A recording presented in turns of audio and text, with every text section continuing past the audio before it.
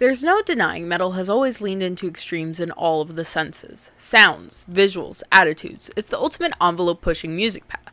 From visceral lyrics describing the most heinous acts, with even some bands using the actual audio of death and album art of those post-mortem to back it up, there's no denying the absolute entanglement between gore and metal.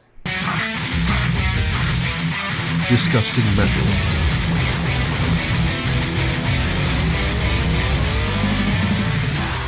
Metal, the starting point of a giant spaghetti monster of never-ending subgenres, and I'm not kidding. These subgenres go into subgenres and subgenres, and this is never-ending black hole of just bands and how niche you can get. There's a drive and a need to stand out amongst all of the people in the sea that is extreme music, and one of the easiest ways to do this is to shock people or offend them to get some sort of reaction. Now, some people do it just to do it, or some people are doing this for the genuine love of the game of being deemed too extreme or too offensive. Now, our focus is just that, but we're gonna have a lot of pit stops along the way, and of course, we're gonna talk about what I'm assuming everyone is waiting for in this, which is the subgenre of gore grind. So with that, buckle in. I will be describing very gross, very nasty stuff. If that bothers you, subscribe and get the hell out of here. But with that, put your food away or keep it out. I don't know. You guys are fucking weird. Now, if we're talking just straight up gore on an album cover, believe it or not, I would say the Beatles might actually be the first one to do something like this. With their album Today and Yesterday that was put out in 1966, the goofs were paired in these like butcher outfits with baby doll parts and like meat everywhere, and kind of makes me understand why at this time there were people that were like, the Beatles are the devil music. And speaking of devil music, the relationship between gore doesn't only find itself within album art, it also absolutely takes up lyrical space, particularly with our little back in the day history chunk we're in. Velvet Underground's song Black Angel's Death from 1967 has a part that goes, quote, cut mouth, bleeding razors, forgetting the pain, unquote. Which, it was very brutal for the time. But more on lyrical gore later. And on the note of escalation and the devil, I think one of the best points of showing how metal started changing was the escalation with Satan and the explicit Satanism, and how, you know, it might seem super cringy and edgy to sing along to Venom, League of Satan, but this was one of the first instances of clear-cut defined association. It was no longer ambiguous wizard in the woods, you know, being with someone. This was a clear-cut sign of, I like the devil, I'm with the devil, and this is something that people do not like. And of course, with early Maiden artwork, like particularly Killers, which would seem very cartoonish and dumb now, was quite garish and kind of intense to look at. And of course, Alice Cooper's performances on stage with fake blood and guillotines, starting this synonymous association with death and metal and performances. This association would need to be pushed even further, because what is humans and metal without escalation? Now, I think when you think of album artworks that contain gore and you try to think of the first one, you're probably going to jump to the band Carcass. But I actually have found quite a few people who did it before them, but, you know, we're going to get to Carcass in a minute. But first, punk music is no stranger to extremes and intensity, and a personal favorite band, the Dead Kennedys, actually would be one of the first people to use an image of death on artwork. Their single cover for Holiday in Cambodia in 1980, they featured a real photo of a student protester hanging while a man swings a chair at him. It was taken from a particular massacre within Thailand. As a politically charged punk band, they chose to use a politically motivated photo that would help evoke the emotion they wanted to. They wanted to get people angry. They wanted people calling politicians. They wanted people getting upset about this occurring. Usage of gore to evoke emotion is quite literally the basis of most bands partaking in it. And one thing punk wanted to do more than anything else was make you feel something. Usually anger, but everything about real punk was emotion-based, and especially about politics. Similarly, the band Discharge's fourth EP, released in 1981, simply titled Why, featured photos of casualties of World War II as well as bombings. I'm sorry if that's not totally correct. It is very hard to get an answer on where these photos came from. Both tracks titled such as Visions of War, Massacre of Innocents, parentheses, Air Attack. It's clear why they would use these photos on this album. But let's be real. The most prevalent usage of gore on albums is to shock people, it is to offend you, it is to push and pull emotion out of you. And X-Japan, which, dude, I'm also very surprised I am mentioning X-Japan in this video at all, had a single released in 1985 on the 7-inch press that featured victims of the Vietnam War surrounded by a peace sign, but It really had nothing to do with the song at all. I believe on record, the song is in reference to be like about an old married couple fighting with each other. The song is titled I'll Kill You, but it's supposed to just be bickering. But it is surrounded in Gore. And 2 years after this, we would get another contender for the Gore history album work timeline we're somehow running down. And this would start what I think is the more common theme of seeing, with a rock noise band, Big Black, having an EP released using the photos of a suicide victim on the front. This was later replaced, and it is unknown who was on the cover, but the EP was titled Headache, so they used a photo of a man who had shot himself, because of course they did. But again, ultimately, this is the blueprint in a way, and laying us into what I know a lot of people are waiting for, and this is about gore grind. It's the baby of grindcore and death metal, which grindcore is the baby of heavy metal and hardcore punk, which are just the steps of metal and punk, and everything is this big nasty baby. I think 90% of subgenres don't need to exist, but I will say there is kind of a reason gore grind is its own thing. Previously mentioned, without a doubt, I think most people immediately pull their brain, if they're familiar with the genre, to the 1981 album by Carcass. It was covered with visuals of genuine human death and remains, titled Reek of Putrefaction. It was an odd collage of autopsy and forensic photography. As well, they really placed a brick into the foundation of gore grind, using these intense images, pitch shift, and lyrics surrounding the whole death and pathology stuffs, that's really the meat of gore grind, is lyrically it also is relating to forensics, pathology, death, murder, gore. Like, that is a big part of it, along with the auditorial noise of it.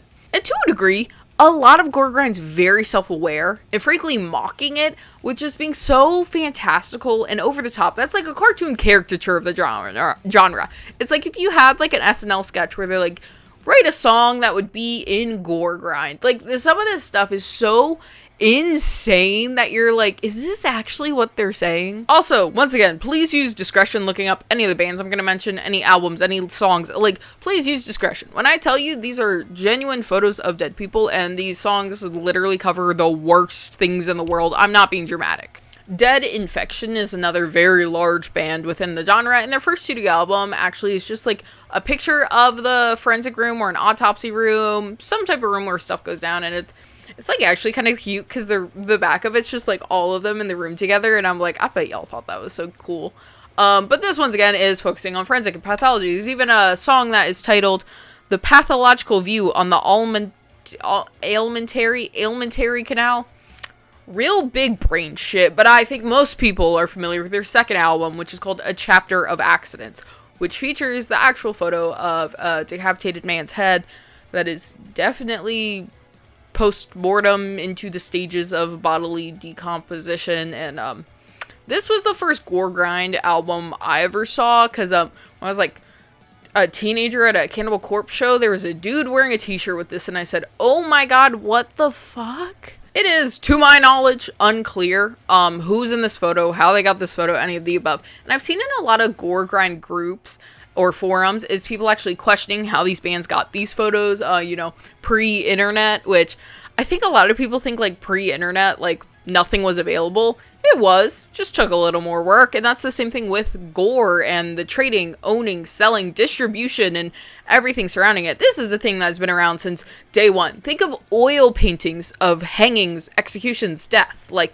people have been documenting the visuality of death and gore since we could do anything. People are absolutely innately obsessed with death and violence and gore. So for these bands to get these pictures, usually you just knew a guy who knew a guy. And I was like, oh yeah, like my brother's cousin works at the hospital. Like, I could get some nasty photos. Or like, I just want to say, if you're looking for something, you can find it. It doesn't matter resources or timing or place. And once again, with war photos, crime scene stuff, like, this has been an intrigue and interest for people literally forever. But on the topic of new, or at least new or modern to the genre themselves when it comes to big names, with this new cyber age of distribution, you had much more easy access to even more horrific, gruesome photos of death, with these now cyber hubs and communities cultivating and sharing them.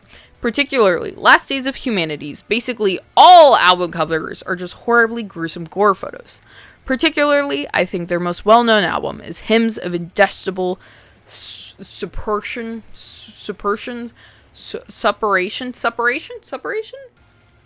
I'm not good at words.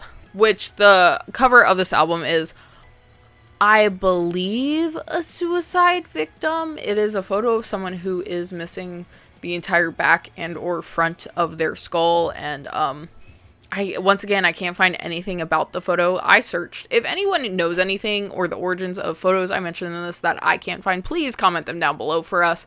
Yeah, this gets sold on patches and stuff, and it's just, it's a little crazy. It's like a lot crazy. It's like super crazy. I will say, funny enough, maybe let's just get something lighter, is they have a later studio album, I think it's a much more recent one, where the cover of it is actually taken from a Halloween Horror Nights attraction, which it looks tight. It's just so funny that you're gonna go from this to like a Halloween Horror Nights attraction on the cover, but listen, it looks cool. As well, Torso Fuck, which I don't know if that is gonna get censored against my will. If it is, sorry. They've used photos in particular for, I really can't say any of their albums to you, can I? Absolutely not. But they've used photos from adult films of the 2 girls and 1 item variety, which also then rips them into the entire genre of goregrind, which we can't cover that today, and also there's definitely not on this platform. But their probably biggest album they made features a photo of what appears to be a man necrophiling a woman who has been decapitated and mutilated. To my knowledge, this is a photoshopped image. Once again, it is like pulling teeth to find out anything about these pictures at all. And I'm gonna break down in a minute the lyrical singings of Torso and their relation to their other studio album. I think this is their most recent one. I could be totally wrong. But I think it's called Postpartum Ecstasy, and the relation between that. As well, titans of the genre, you could say. Pissgrave. Doing goregrind seems like a humiliation ritual. Their initial debut album featured a photo taken of a woman who had killed herself within her own bathtub.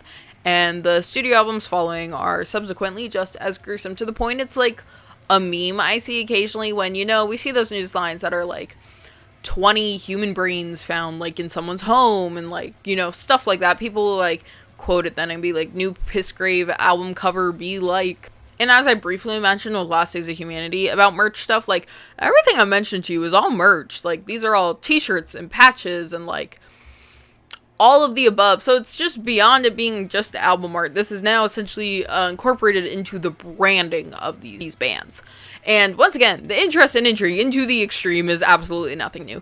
There's been a lot of studies surrounding heavy music and the psychological interest it creates, and why particularly a thesis based off of these studies of participants supports the idea that listening to such intense music can help regulate negative emotions and feelings. This can craft their own sensory environment using it. It can create a point of relation for them between the music and themselves. Let's say someone has experienced extreme violence in their life. There could possibly be a point of relation to listening to and aligning their interest into things surrounding violence. And similarly, or unsimilarly, when we get into DSBM, depressive suicidal black metal, for those that don't know, you're gonna find a lot more people that feel those feelings, that enjoy that genre, that enjoy that music. It is something that they themselves can relate to, and it might seem super extreme to be like, how are you relating to Pissgrave lyrics? But if you have been in a chaotic, violent, intense situation for a long time, hearing violent, intense, chaotic situations can be something that kind of brings a sense of comfort almost. It just seems regulatory to you. Like anytime I hear like a love song on the radio, I just want to turn it up. I have no point of relation to it. It feels uncomfortable to me. It feels odd. Whereas listening to, some guy screaming, like if I listen to Kim Carlson, I'm like, so right, brother. And because I'm sure this is what everyone wants to know, the worst album cover I have had to see with my own 2 eyes is absolutely Disgorge's album Forensic, which the album cover itself is, I believe it is a post-mortem crime scene photography, autopsy photography of a pregnant woman who had gotten into a car crash, who the car crash was so intense and horrible that her body forcibly pushed her fetus out, and it is a very up-close picture of her deceased baby. And that's the album cover. But time to get more onto Darby's speed to try to make me feel a little better, and that takes us to brutal death metal. In 1990, we are hit with S-Tier debut album Eating Back to Life from Cannibal Corpse. I don't care if you disagree with me, fight your mother about it. That album rips. But this is the illustration of fictional gore, accompanied with beyond insanely graphic lyrics. I don't think many bands have been able to create such visually potent album artwork like Cannibal Corpse has had. Like, these immediately stick in your brain forever and create a reaction and an intrigue. I myself can absolutely say, without a doubt, when I was like 12, I saw Butchered at Birth and I went, oh my god, I gotta listen to that. Also, once again, fictional gore and genuine gore are very different, and I have wildly different opinions on those two. I watch horror movies. I love horror movies. I wear Cannibal Corpse merchandise. I do not go and sit on NSFL on Reddit and wear Pissgrave merch. You know, it's like these two coexist, but there is this weird, little area where I like to be in, where I kind of stay on one versus the other. But I'm not here to yuck your yum, man. I'm just here to talk music. But I genuinely think the reason these were so effective for Cannibal Corpse was the fact that they actually had good music to back it up. Shock can only get you so far. You can have that 5 seconds of fame from outrage, but if you have no substance, then that's all you have to offer and you will fade right out. I've said it time and time again, and they've proven this with studies. The biggest peak of why people look at gore is intrigue. It is human curiosity. We were all disgusting creatures of curiosity. Our brains need to know things. So when that initial shock wears off, you're still curious in it. What something like this would sound like, seeing post-mortem, eating downstairs each other zombies. You want to know what that sounds like. You need to know what it sounds like, frankly. Will it be the sounds of hell itself, or just some garbage produced and written slop track that tricked you to pay attention for a few minutes? And whereas gore grind lyrics focus on forensic and pathology, a lot of death metal focuses more on death and killing and murder and pillaging and craziness. From bands like Mortician pulling out horror movie storylines, even including samples of them from the likes like Chainsaw Dismemberment and the Texas Chainsaw Massacre, it creates this, quick narrative, and it is very fictitious in horror movie. But as I just mentioned, Butchered at Birth and Cannibal Corpse, I think it points out a very interesting niche but large aspect into the writing of extreme metal in multiple genres. The focus on pregnancy and the spotlight of killing and mutilating mother and child. Butchered at Birth, the single, itself opens with, quote, "Birth is always painful, decaying in the womb. Trapped within this body, a bleeding human tomb." And then it goes into a comical horror movie level depiction of, assaulting and killing, and like kind of a bit ambiguous of the exact assault and things, but if you break down, you can kind of assume what's going on. Whereas, once again, as we're pointing out escalations with the genre, I think once we go back to torso again to gore grind, this is a perfect way for us to put one next to each other and see the actual escalation between the two. Particularly with torso post-human ecstasy, they say, quote, "She was 9 months pregnant when I kidnapped her. My dream was finally coming true. Her unconscious body laying on a slab," unquote. And it goes into way more vicious, descriptive, outright just depictions of assaulting, killing, and mutilating mother and child. And the reason I think this is a niche but large aspect in a lot of extreme genres and music writing is the fact that I think this is the most offensive thing you could probably say to people and do to people is the desecration of life itself. You are literally pissing on life. And on top of that, you're attacking a woman and a child, 2 for 1. Like, there is honestly, I think it'd be hard pressed to find a quicker way to offend someone than to lyrically depict you killing and assaulting a pregnant woman and her child. And you're totally lying to yourself if you think offending people isn't a part of the entire extremities of metal. And especially once you get into gore grind, like as I mentioned, these lyrics are written so comically insane and exaggerated. Like if you let the dudes who are like, "Sorry, film's my favorite movie," if you gave them a bunch of money to make the world's worst movie, that's what these guys write, and it is self-aware. part of it is a joke, and it is a selling point. It is so utterly offensive to people, and misogynistic, and horrible, and horrific, just things that should not be written down.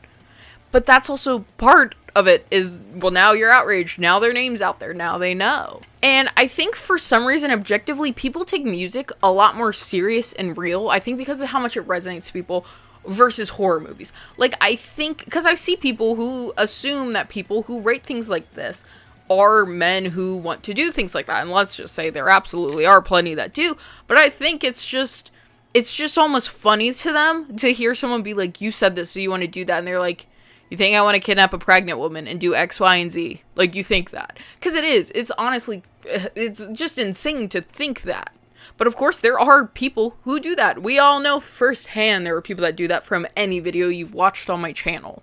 And as much as you might think it is some sort of cheap gimmick to use these shock artworks, especially with Cannibal Corpse, when it is the fictitious depictions, is like, oh, it's just to, like, you know, scare you and just do that, and it's stupid. Like, it's appropriate in a way. Like, what else are you gonna put on the cover of your album where the title track is Butchered at Birth? Or, like, just even, like, any of it. It's just, like, what are you gonna do? Like, this makes sense. You look at it, and it already starts telling the story to you of what the entire album is without having to even start listening to it. As much as it is extreme and brutal, that's literally what they're writing about. It is extreme and brutal music, so having visual depictions matching up with it makes just total sense. Like Discharge telling you how gruesome and horrible the war is. There's the reasons they would feel it's important to show it to you. There's some level of rhyme and reason behind the usage of extreme visuals. They have something extreme to say, and this is how they want to express that. And they want you to feel what they feel. Another point of relation. So this now leads us, of course, having to discuss brujeria, which I got y'all saying it as brujero in that Alarma video to boost engagement. I was like, will it work? Will they actually correct me? Oh my god, is there no better way to get engagement than to say a band name wrong? But regardless, their debut album, as I mentioned in 1993, featured the photo of an actual decapitated man, which they got from Alarma. They paid Alarma a whopping $250 for the entire crime scene photo set of these photos of the man, who he was a drug deal gone wrong or involved in the cartel to some degree. Either way, he was placed onto the train tracks and ran over and decapitated and killed. And the way they used this was so effective for their means completely. It scared people to a degree I don't even know if they anticipated, which was perfect. They were now associated not with just witchcraft, but now a decapitated, gory cover. It was them exploiting the already exploited, which were some of their own people. A real full circle on the entire thing. The members would perform in masks under pseudonym, and the album itself was described by the former guitarist Dino, said in a Vice interview as, quote, the best way to describe it was border politics, unquote. Beyond the initial writing concept surrounding Adolfo Constanzo's murder cult, which I talked about in the necromancy video, so go watch that one, which kind of crazy how much I'm having in common with them right now. It was also focusing on the rampant racism and anti-Mexican propaganda at the time, with forcible ICE raids and fear-mongering to the public of these people being human traffickers and drug traffickers, and the only reason they would want to immigrate to America or cross the border were for nefarious reasons, which sound familiar? But they used this faux caricature of what a Mexican man was to a middle American white person to further hammer in their message and existence.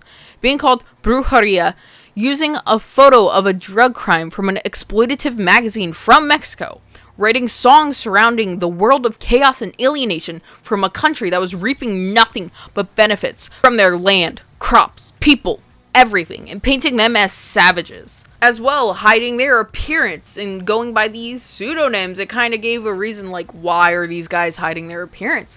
Are they cartel members? Did they do something? And even furthermore, immediately annihilating these United States American, because people get mad when I say America, referring to just the United States of America, even though it is commonly referred to as that, and you could look it up, but they immediately alienate them by being a Spanish-speaking band. The fact that these people don't even know what they're saying to them just added this extra layer. They made a world that was crafted for them to fail as a way for them to exceed, and I don't know if you could tell, I absolutely love them, and I think highly of them, and I think they're just so goddamn talented.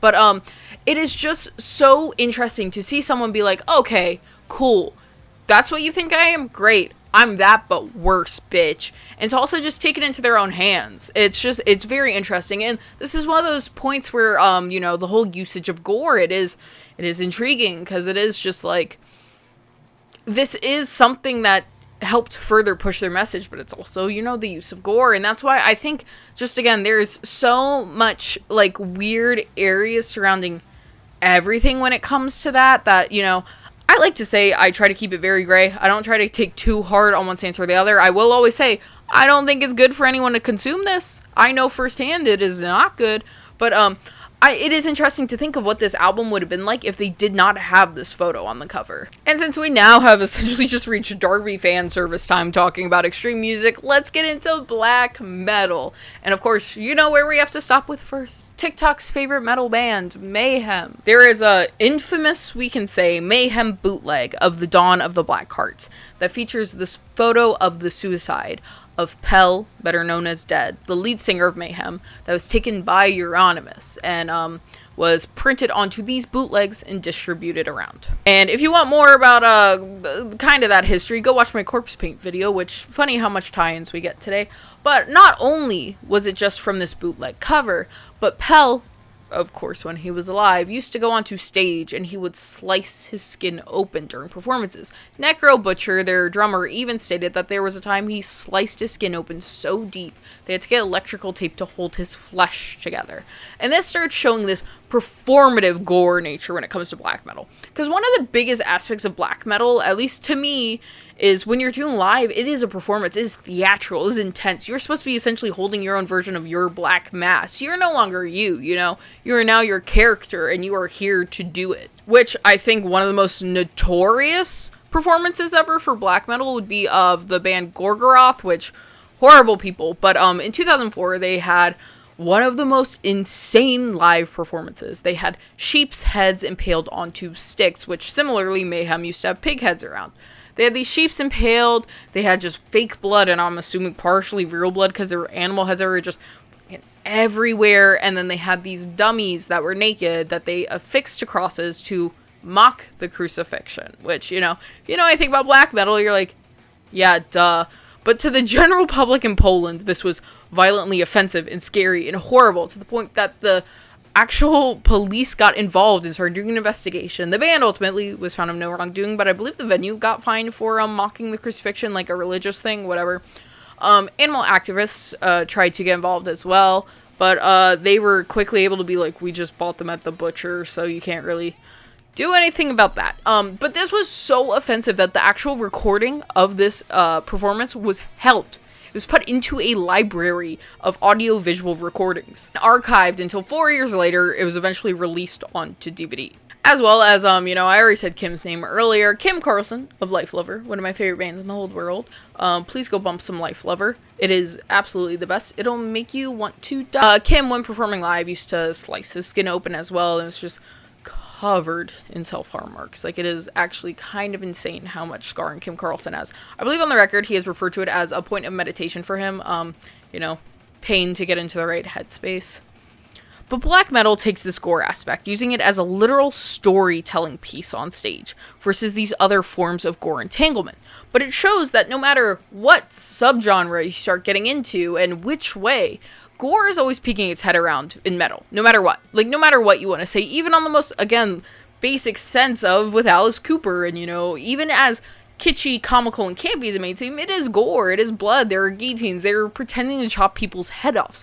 Like, gore will weasel itself into every aspect of metal. And again, outside of, now, performances, lyrics, and artwork, auditorially, it would also appear with samples. Starting on, I guess the less intense note of what we're going to discuss would be a Devourment sample of an interview with American serial killer Joseph Callinger, who killed 3 people and subsequently tortured 4 entire families along with his 12-year-old son. As well, I don't know if I can say the name of the album, of the Decapitated.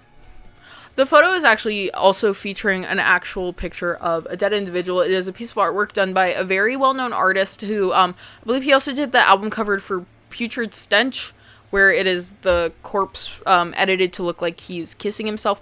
This artist works explicitly with corpses, and that's like his whole mixed media art form. So he has appeared on a few extreme metal albums. I can't remember his name. Editor Darby, please put it here. On a similar note, Decide was one of the very many bands who have sampled the audio of the last speech given at Jonestown, which, if you are unfamiliar, Jim Jones ran a cult called Jonestown, and I'm gonna put this so simply, we're just skipping all the way to the context of this, is he had this giant cult, he knew he was going down, he was getting busted, they were gonna get people out, they were doing not super cool stuff.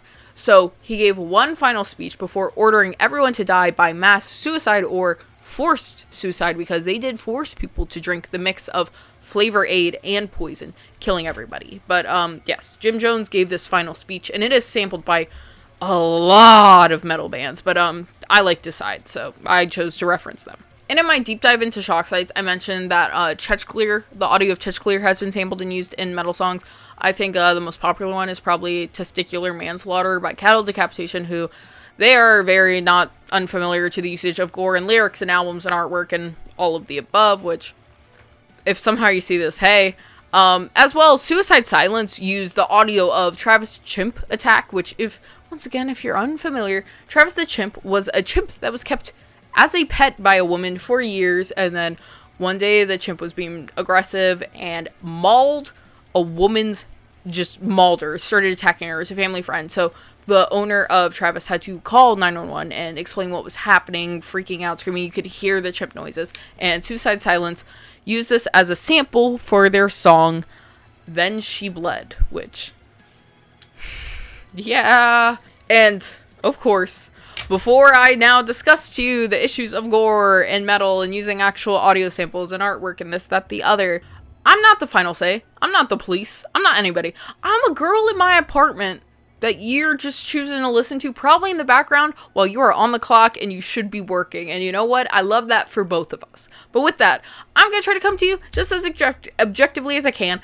I think I've said my stance on gore as much as I need to on this channel, so we're not doing it today. And frankly, we're probably not going to do it again, because y'all love to think I'm playing holier than thou or morality police when I don't care.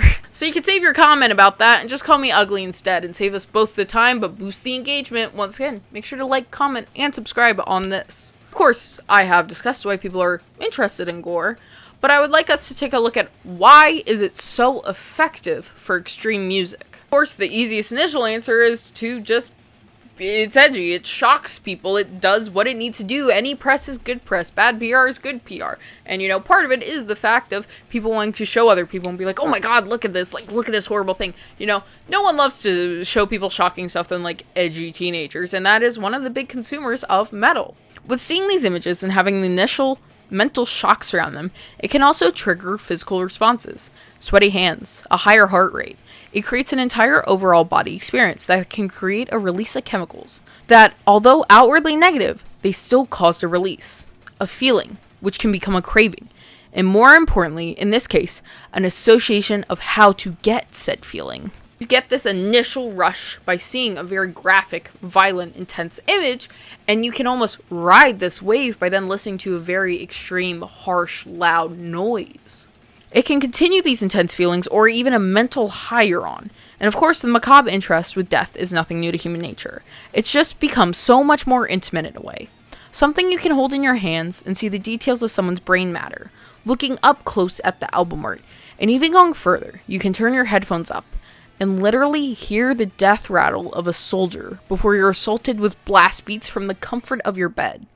Death has never been more accessible and almost touchable without ever experiencing it firsthand. And that plays into a different aspect, and that is the natural human interest and craving to understand our mortality and face it in some aspect, or even just the horrors of man themselves. The entire true crime intrigue harps onto the fascination surrounding heinous crimes and just disgusting acts.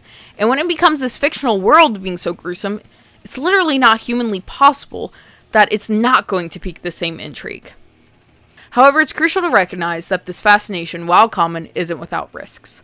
The line between healthy curiosity and harmful obsession can be thin, and it's important to be mindful of how our media consumption habits affect our well-being. Also, I feel like a lot of people now don't really have this physical or visual association with music. I feel like most people listen to music while doing other stuff. People don't really sit there with a CD pamphlet and flip through the photos and see stuff, or even know what the album artworks look like, especially on what streaming platform you listen to. Like, I particularly, I do genuinely only listen to music on YouTube. I don't use Spotify. Sue me. That, like, most extreme music I consume is when I'm tattooing. I'm not looking at what's playing. I don't know what the album art is, and I'll be so real with you, half the time I don't know what any of these fuckers are saying, but I like the noise, okay? So I'm not even fully comprehending how extreme of something I could be ingesting is. Like, I know some of these bands have definitely just played on the recommended or suggested, and I did not know the lyrical contents or what the album art ever looked like, but I heard the song, I was like, oh yeah, this is good. And with intense music and things like this, there's always that question of, does violent music and violent media make violent people? Which is a really complicated question with a lot of complicated answers, because they have done studies. And here's the thing, anything that kind of spikes stuff in your brain can always be good or bad. And there's, without a doubt, like, metal and intense loud noises and extreme visuals, they make spikes in your brain. I do personally think if someone has tendencies to be violent, they're going to be violent if they listen to Taylor Swift or if they listen to Mortician. I don't think that's going to affect it. But if you are someone who is indulging in violence and you see this as a way to start peaking it and pushing it, it's definitely something that can be a tool for you to escalate. And, like, not to get too personal with you, but as doing this channel, and you can see what the shift of the channel has taken, because this is what you guys like knowing about. Like, I have had to look at more death than I have probably in my entire life the past few months, and I'm not gonna lie to you guys, definitely made a shift in my brain. It has made me way more negative and nihilistic, and I am lucky enough that I have the mental capacity to put myself in check, and I touch grass, and I have people, but looking at this stuff has made me it has done negative things to me. I can't lie to you. It has done negative things to me. What's the issue with using actual gore photography? Firstly, consent. And I know you guys don't like when I say the dead can't consent, but they literally can. And if you don't care about the dead, their family members can't consent to it. You know, friends, people who love them, like, they probably don't want to see someone's battle jacket with their brother's head blown out on it. Someone not getting a say on if their dismembered body is sold for monetary profit, or even just visually distributed, is a fundamental issue with it all. And it doesn't affect just the consent of the deceased, it affects everybody. And I think that plays into the separation some people get. It becomes fantastical, or like a horror movie. It doesn't cement into them that someone, because it isn't someone they care about, there's this large disconnect between us and others, which I think the pandemic exacerbated this heavily, and our levels of empathy and relation with other human beings has probably never been lower ever, with the societal climate, wars going on, and the self-isolation we all had due to the pandemic. But regardless, I think once these images in use for creative projects, or let's just say fictional situations, it starts transforming it. It seems less real in a way, or less impactful. After the initial shock, once it carries this new association, it's no longer the crime scene photo of a murder victim. It's the cover of an album, or a patch on someone's jacket. The usage and association with these images is what I think matters the most. Same with the discussions of them, like mukbangers talking about family annihilators, in between bites of pizza to you, or sitting down and telling you what happened, who, when, where, in a factual and hopefully empathetic area, like channels like Dreading. Of course, as I've said throughout this video, escalation is the name of the game for extreme subcultures and creations. I frankly can't think of how we could get more escalated than the photos used on Goregrind album. Like, actual dead fetuses on albums and songs surrounding it. But I think there's ways we can do things in possibly a better light. I think a great example of how to do this in a not controversial way is the cover of The Most Precious Blood by Merciless. They did special effects makeup on someone to make it look like a battered corpse, and it does a good job. I honestly, the first time I saw it, I googled it to see if it was real or not, because I couldn't tell. And I know you're probably at home like, I could tell immediately. But hey, I think this is a way to get that visuality, to get that shock, to get that factor, and you're just getting rid of the option of someone being hurt in the process. As well, it gives a job to a makeup artist. And we love practical effects here, so we love makeup artists getting jobs. And that's the thing, like, once again, I had to Google it. I literally was like, is this real or not? And so it's already effective just as much as the other album cover would have been if they went with a real body postmortem. But let's be real with each other. There's always going to be bands using actual images of gore and death on albums. I say it all the time. Gore is not going anywhere, no matter how much it's reformatted or taken away, or how much I don't like it and you like it, or you don't like it and I like it. Like, it's just always going to be this thing that exists within human nature. Ultimately, extreme music and metal has gore, violence, blood, and carnage weaved into its very existence that no amount of intervention could ever separate the strands of the two from. Album covers, lyrics, performances, and even auditorial reference. There is no metal without gore. If you made it all the way to the end of this video, thank you so much for watching. With that, question of the day: do you listen to any extreme bands that use visualities like this, or is that something you're not interested at all? Do you like Cannibal Corpse? Do you like Pissgrave? Do you like Mortician? Let me know down below how you feel about all of that. And I know everyone was hammering for this video, so I really hope this satiates that craving, and it is what you hope to hear from, and if it isn't, oh well. As always, members get to see videos early, so if you want to become a member, the link is down below. As well, I have merch, and buying merch really does mean the most. Also, I am in this Rue Morgue competition, and if I win, I will be able to start doing horror movie screenings. So if you want to vote for me, it is down below. Voting is every single day until October 30th, so voting for me really does help, and it'll help all of us, because then we can do movie screenings, and that'd be really cool. As always, follow me on all social media platforms. I'm at Darby Valentines, and we have spoopy nails. First spoopy nails of the season have just dropped. At Claws by Joy on Instagram, as always, is my nail tech. With that, I'll see you next time. If you liked this video, you'd probably like my video about deep dive into shock sites. And with that, I will see you. Bye!